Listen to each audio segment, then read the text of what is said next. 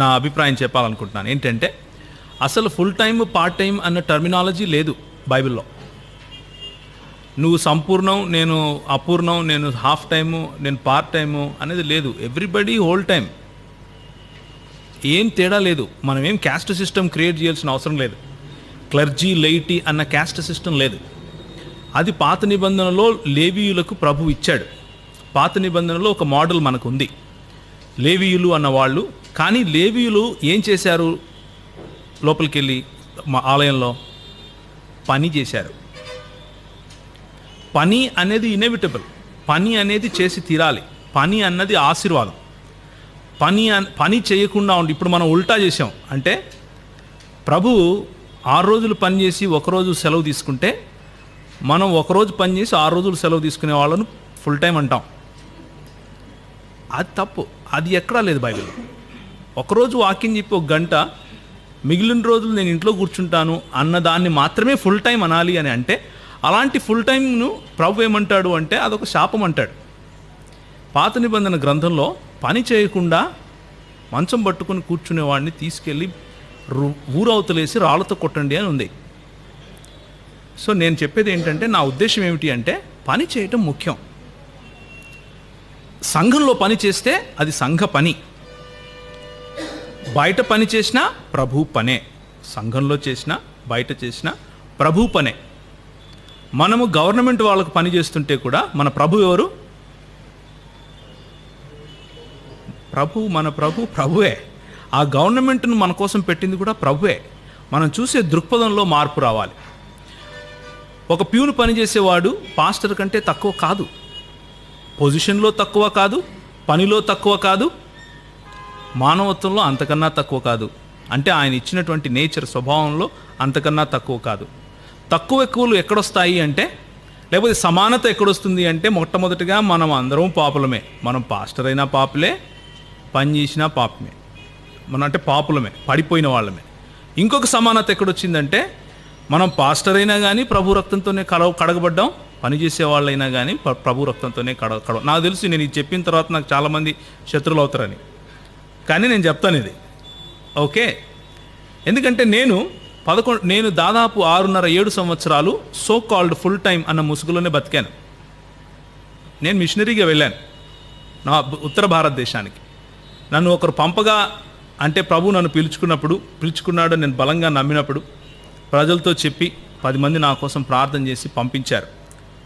వాళ్ళు నాకు ఆర్థికంగా సహాయం కూడా చేశారు ఒక సంఘం తరపున. కానీ నేను కన్విన్స్ అయ్యాను. ఏమని కన్విన్స్ అయ్యాను అంటే, ముఖ్యంగా ఉత్తర భారతదేశం లాంటి కాంటెక్స్ట్, ఉత్తర భారతదేశం లాంటి సందర్భాల్లో పని చేయడమే శ్రేయస్కరం. పని చేసేటప్పుడు నాకు 10 మందితో కలవటానికి ఒక అవకాశం దొరుకుతుంది. 10 మందితో ప్రభు గురించి మాట్లాడటానికి నాకు ఒక అవకాశం దొరుకుతుంది. నేను సంచేసుకుని నేను పాస్టర్ని, నేను చెప్తాను నువ్వు రా అంటే, నీకు ఎవరో డబ్బులు ఇస్తున్నారు కాబట్టి నువ్వు మాట్లాడుతున్నావు అని నా చేయి కూడా గలపరు. దాని బదులు నేను ఒక సాఫ్ట్వేర్ ఇంజనీర్గా వెళ్తే, నేను ఉన్నతమైన స్థితిలో ఉన్న వాళ్ళతో కూడా ప్రభు గురించి మాట్లాడే అవకాశం నాకు దొరికింది. నేను ఒక బిజినెస్ మ్యాన్గా వెళ్ళినప్పుడు పెద్ద పెద్ద కంపెనీలలోకి నన్ను ఆహ్వానించుకుని డబ్బులు ఇచ్చి మరీ నా దగ్గర ప్రభు గురించి చెప్పించుకున్నారు. నేను ఉదాహరణ చెప్తున్నాను, అందరూ అలా చేయమని కాదు. 2 మోడల్స్ ఉన్నాయి. అంటే ప్రభు పనిని సంఘము డబ్బులు ఇస్తే చేసిన వాళ్ళు ఉన్నారు. ప్రభు పనిని ప్రభువు తమ బిజినెస్ ద్వారా, తమ వృత్తి ద్వారా డబ్బులు ఇస్తే కూడా చేశారు. సంఘంలోనూ మనకు ఆర్థిక వనరులు ఇచ్చేది ప్రభువే, మన పనిలోనూ మనకు ఆర్థిక వనరులు ఇచ్చేది ప్రభువే. అది పరిశుద్ధమైన డబ్బు, ఇది పాపమైన డబ్బు కాదు. 2 చోట్ల వనరులు ప్రభువు నుంచే వస్తున్నాయి. ఇక్కడ పని చేసినా అక్కడ పని చేసినా 100% ఇచ్చి పని చేయాలి. దాన్నే ప్రభు ఆరాధనగా స్వీకరిస్తాడు. అందుకనే పౌలు ఏమంటాడు అంటే, మీరు ఏం చేసినా, తినినను త్రాగినను ఎవరి కోసం చేసినట్లు చేయాలి? చెప్పండి, ఏంటి చెప్పరే? మన ప్రభు కోసం చేసినట్లే చేయాలి. అంటే రేపు ఉదయం మీరు ఒకవేళ సంచి పట్టుకుని గవర్నమెంట్ ఆఫీస్కి వెళ్తున్నారు అంటే ఎవరి కోసం పనిచేయడానికి వెళ్తున్నారు? ప్రభు కోసం పనిచేయడానికి వెళ్తున్నారు. అది గుర్తుపెట్టుకోండి. Don't let anyone belittle you because you work for government. నువ్వు గవర్నమెంట్లో పనిచేస్తున్నావు కాబట్టి నిన్నెవరు తక్కువగా చూడటానికి వీల్లేదు. ముఖ్యంగా సోకాల్డ్ పండితులు, సోకాల్డ్ పూజారులు చూడటానికి వీల్లేదు. అలాగే నువ్వు నువ్వు ప్రభువుకు సమర్పించుకున్నాను అని చెప్పి సేవ చేసినంత మాత్రాన్ని నిన్నెవరు చులకనగా చుట్టానికి వీల్లేదు. మేము డబ్బులు ఇస్తున్నాం కాబట్టి వాడు బతుకుతున్నాడు అని అనుకోకండి. ఎందుకు అంటే నువ్వు కాదు ఇచ్చేది, ప్రభువు ఇస్తున్నాడు. నీకు చేతనైతే ఒక చెయ్యి, లేకపోతే ప్రభువుకు తెలుసు. కాకోలముల చేత ఏం చేశాడు? నీకు ఇచ్చేది కూడా అట్లే. So there is no difference. లేటి పైటి అనేది లేదు. సాధారణ వ్యక్తులు, పూజారులు అనేది హైందవ్యంలో ఉంది.